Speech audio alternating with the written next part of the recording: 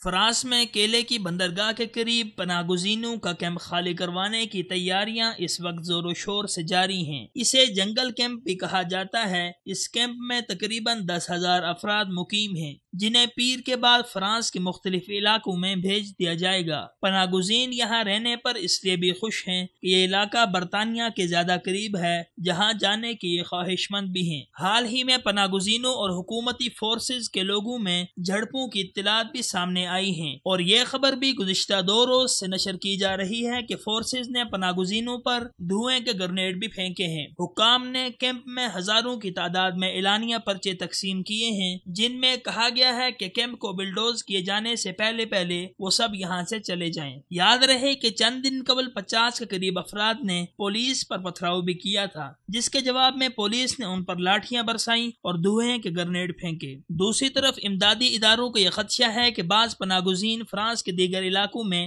جانے سے انکار کر دیں گے، کیونکہ یہاں سے وہ برطانیہ کے زیادہ قریب ہیں اور پہلے سے ان کے رشتہ دار بھی یہاں مقیم ہیں اور یہ اپنے رشتہ داروں کے پاس جانا چاہتے ہیں۔ بی بی سی کے نامہ نگار سیمن جونز کا کہنا ہے کہ کئی پناہ گزینوں کو اس بات کا ادراک نہیں ہے کہ اس کیمپ میں ان کے دن اب ختم ہو چکے ہیں۔ گزشتہ 2 دنوں میں تقریباً 10,000 کے قریب پرچے تقسیم کیے گئے، جن میں لوگوں کو یہ بتایا گیا کہ انہیں بسوں کے ذریعے فرانس کے کن کن علاقوں میں بھیجا جائے گا اور یہ کہ انہیں وہاں پناہ کی درخواست کے لیے موقع بھی دیا جائے گا۔ ایک اندازے کے مطابق 2,000 افراد نے جانے سے انکار کر دیا ہے۔ فرانسیسی وزارت داخلہ کا کہنا ہے کہ وہ طاقت کا استعمال ہرگز نہیں کرنا چاہتے، تاہم اگر پناہ گزینوں نے وہاں سے نکلنے سے انکار کیا یا کوئی NGO اس کام میں رکاوٹ بنی تو پولیس کو معاملے میں مداخلت کا حکم دیا جائے گا۔ امدادی ادارے اس کیمپ میں رہ جانے والے بچوں کو منتقل کرنے میں مدد دے رہے ہیں، جس کے لیے انٹرویوز بھی کیے جا رہے ہیں۔ اس سے پہلے بچوں کے 2 گروہ برطانیہ بھیجے جا چکے ہیں۔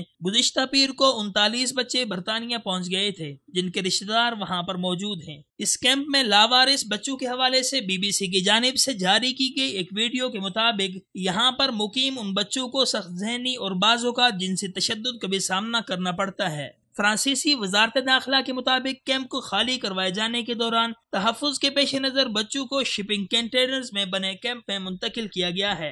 جنگل کیمپ سے نکالے جانے والے افراد کے لیے فرانس کے مختلف علاقوں میں 8,000 بستروں پر مشتمل قیام گاہیں مہیا کی گئی ہیں اور ان افراد کو وہاں منتقل کرنے کے لیے 60 بسوں کا انتظام بھی کیا گیا ہے اور منگل سے کیمپ میں موجود خیموں کو ہٹانے کے لیے بھاری مشینری بھی بھجوا دی جائے گی۔